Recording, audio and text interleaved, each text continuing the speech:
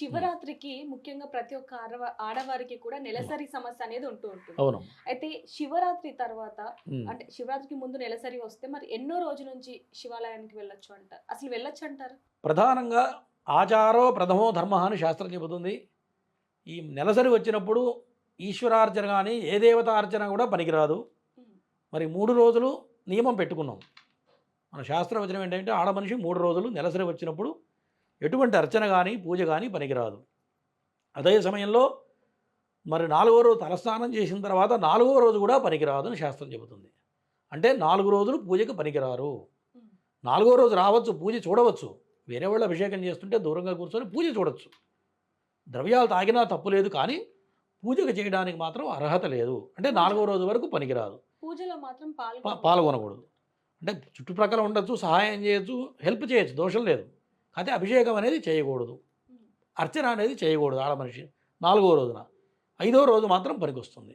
4 రోజులు మాత్రం నియమం చెప్పింది ధర్మశాస్త్రం చెప్పింది. అంటే నెలసరి రోజుల్లో అసలు గుడికి కూడా వెళ్ళకూడదు అవునమ్మా. వాళ్ళకి మీరేం చెప్పాలి అంటారు? ఖచ్చితంగా నెలసరి 3 రోజులు కూడా దేవాలయం అనేది సందర్శన పనికిరాదు. హ్మ్. ఎందుకంటే ప్రకృతి ధర్మం, మరి ముట్టు ఆచారం అంటూ అనేది 3 ఉన్నాయి. ఎవరైనా చనిపోతే మైల అంటాం, హ్మ్. పిల్లలు పుడితే పురుడు అంటాం. స్త్రీకి భగవంతుడు సమర్పించింది ఏంటంటే నెలసరి. ఆ నెలసరి సమయంలో ఋతుక్రమంలో ఎట్టి పరిస్థితుల్లో ఇటువంటి అర్చనాదులు కానీ, అభిషేకాదులు కానీ చేయకూడదు.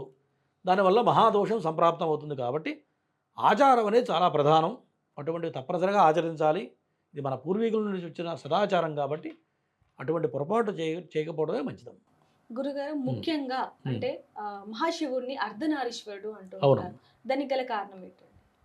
అర్ధనారీశ్వరుడు అంటే ఒకప్పుడు భృగునిటి మహర్షి ఉండేవాడు. హ్మ్. ఆ భృగునిటి మహర్షి మరి పరమశివుడు కైలాసంలో నివసిస్తూ ఉంటాడు. మరి ఋషులకి ఏం కావాలి? వాళ్ళకి ఎటువంటి ఐశ్వర్య భోగభాగ్యాదులు సంపదలు అక్కర్లేదు. హ్మ్. వాళ్ళకి ఎంతసేపు శివుడే కావాలి. మరి మిగతా వాళ్ళందరూ కూడా పార్వతీ అమ్మవారికి, పరమేశ్వరుడికి ఇద్దరికి కలిసి ప్రదక్షిణ చేస్తూ ఉండేవాళ్ళు. కానీ భృగునిటి అనే మహాముని వచ్చి ఒక వికటనాట్యం చేసి పార్వతీ అమ్మవారిని వదిలేసి ఒక పరమశివుడికి ఒకడికే ప్రదక్షిణ నమస్కారాలు చేశాడు. ఆ సమయంలో అమ్మవారికి కోపం వచ్చింది. ఈ భృగురెడ్డికి ఎంత అహంకారం! రంభాది, ఊర్వశి, మేనక, తిలోత్తమ అందరూ కూడా మనిద్దరికి ప్రదక్షిణలు చేశారు. కానీ ఈ భృగురెడ్డి మాత్రం నీకు ఒక్కడికే ప్రదక్షిణ చేశాడు, నాకు చేయలేదు అని చెప్పి పార్వతీ అమ్మవారు ఆ భృగురెడ్డి మీద కోపంతో శివుడి మీద అలుగుతుంది. హ్మ్. అలిగేసి భూలోకంలో గౌతమ మహాముని ఆశ్రమానికి వచ్చేస్తుంది అమ్మవారు. వచ్చి ఆ గౌతమ మహాముని ఆశ్రమంలో ఉంటుంది. ఆ గౌతమ మహాముని గ్రహిస్తాడు, అమ్మవారు శివుడి మీద అలిగి వచ్చేసింది అని చెప్పి అమ్మవారిని చేరదీసి, ఏందమ్మా నీ సమస్య అంటే అప్పుడు అమ్మవారు చెప్తుంది, ఇట్లా భృగురుడు నన్ను వదిలిపెట్టి మరి శివుడికి ఒకడికే ప్రదక్షిణ చేశాడు. కాబట్టి శివుడి అర్ధభాగం నాకు అవడానికి నేనేం చేయాలి అని చెప్పి భృగురెడ్డి కంటిన్యూ అమ్మవారు అడుగుతుంది గౌతమ మహాముని. శివుడి అర్ధభాగం కావాలంటే నేనేం చేస్తే శివుడిలో సగభాగం నాకు వస్తుంది అని చెప్పి అమ్మవారు గౌతమ మహాముని ప్రశ్నిస్తుంది.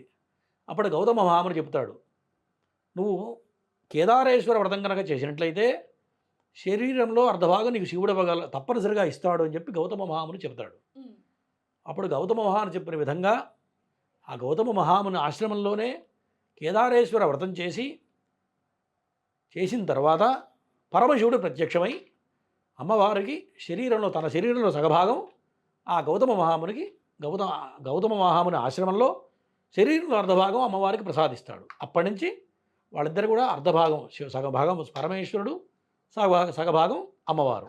సృష్టిలో శివలింగం కూడా కింద అమ్మవారు, పైన శివలింగం పరమేశ్వరుడు. అవునండి. కాబట్టి సృష్టి స్థితి లయకారకులే పార్వతీ పరమేశ్వరుడు.